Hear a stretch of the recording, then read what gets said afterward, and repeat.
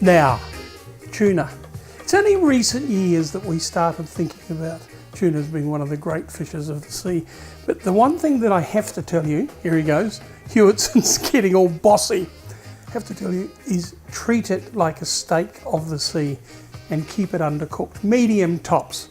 Please don't cook it more than medium. Anyway, that's just my little thing. And it's not just mine. People do cook it rare, I know that. I think that's a bit too much. But you find that if you overcook it, what happens is it comes out a sort of a bit woody, a bit floury. So we don't do that. So only medium, but we'll do that later. But what we need to do with, or to go with it, is something with a little bit of guts in it. Caponata, eggplant caponata. Fantastic idea, because I thought of it. I've got some diced, half a diced eggplant, a large one, and I have fried that in oil just to get it started, because if you don't fry it separately, what will happen is it comes out sort of a bit raw, and that isn't what we're looking for.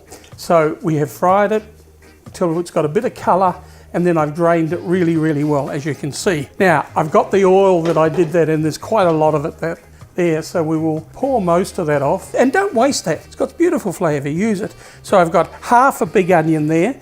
I've got half a red capsicum. I've got half a yellow capsicum, and I've got a stalk of celery. And I'm going to saute all those. I've also got a big plump clove of garlic, which I've cut in half because it was huge.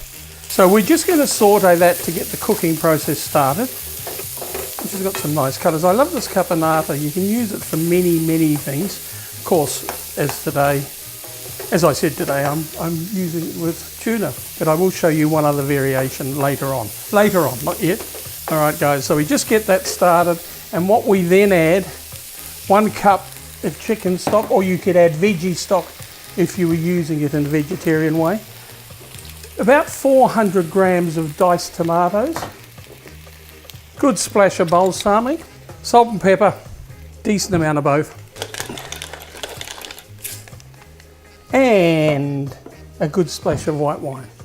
All right, guys, so what we now do is we cook that until it's thick and fragrant. The one thing you can add, if need be, I don't think it's going to need it because there's quite a lot of tomato in there. You could always add a little bit more tomato if you thought that the colour wasn't quite right or that it wasn't tomato. It has to have a tomatoey feel, but do remember we're adding eggplant at the end, so that's the star of the show. So don't have so much tomato that all you can taste is the tomato. Anyway, we will come back when this is thick and fragrant. Now, I know you're standing there and you're saying to yourself, what does he mean thick and fragrant? Well, you know what thick is. I'm thick. But fragrant, well, fragrant is you can smell it. People tell me that when they make pasta sauces, they make it by the nose, which means that you can smell when it's ready because the aromas of it. Well, that's what I mean by fragrant. You can smell the aroma is fragrant and rich, all those nice things. You do not have the faintest idea what I'm talking about, do you? Neither do I. Anyway, we will be back when it's thick. Well, that's certainly thick and it's fragrant. Now, what you do is you put that eggplant in. I did tell you it was diced, didn't I? Nice fine dice. And what I've also got is 2 tablespoons of diced pitted green olives. Look, if you didn't have green, I think green's better. I think it's got a nicer flavour for this. But if you didn't have green and you've got some blacks, you know how I hate wasting things. You just happen some black olives lurking around in your cupboard. We always have them lurking around. You can use those. So just mix those in. So all we're doing is heating that. So that's no big deal. Now you can serve this hot or cold. I actually quite like it cold, but it's up to you. So warm it's going to be today. And what I am then going to do is just taste it for seasoning. Remembering that olives are fairly salty, so you don't want to add too much salt.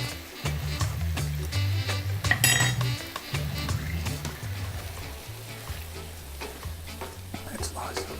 Now, so we'll just whip that off. Just remembering that the eggplant is cooked, so we don't need to cook that anymore. What I am now going to do is put a grill on here, which I can cook with tuna. So I've got my tuna steak there, as you can see, a nice rich red tuna steak, to which I'm going to add a little bit of olive oil.